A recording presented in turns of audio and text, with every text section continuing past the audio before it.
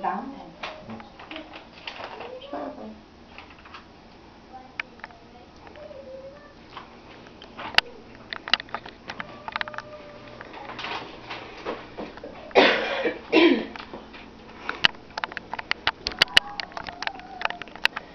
So, you know that moment in romantic comedies where the couple first meets and inevitably someone walks into something or trips over something and just embarrasses themselves?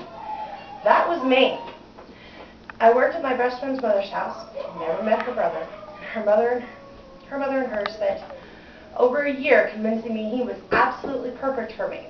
But he lived in North Carolina, so I wasn't really worried about it. Then one day when I showed up at work, he was there.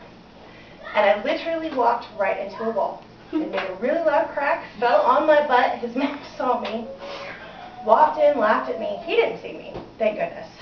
But from that point, I spent well over a month attempting to get him to say more than hi to me. To no avail at all. I tried everything.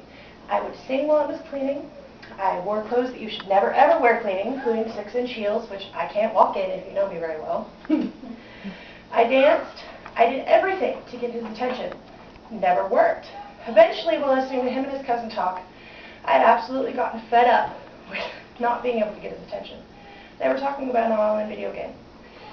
So I walked up, I lied, and told them I'd played that game already, and I beat it. And it was really, really easy, without ever thinking that I would have to know anything about the game.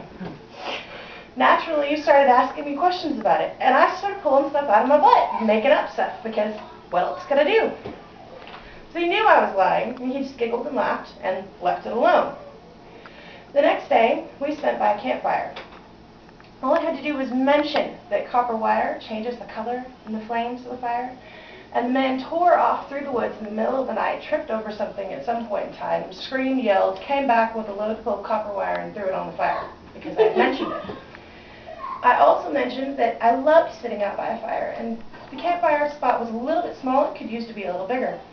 The next time I came to work, which was on Monday, he had gone into the woods and carried up boulders that were all at least 100 pounds, up through the mountain, into the yard, and created me a fire pit that was at least 20 feet in diameter.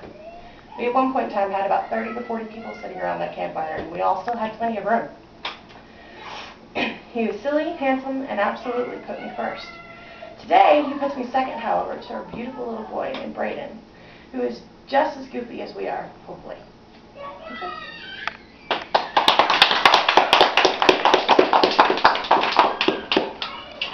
That would be my summer. One and only.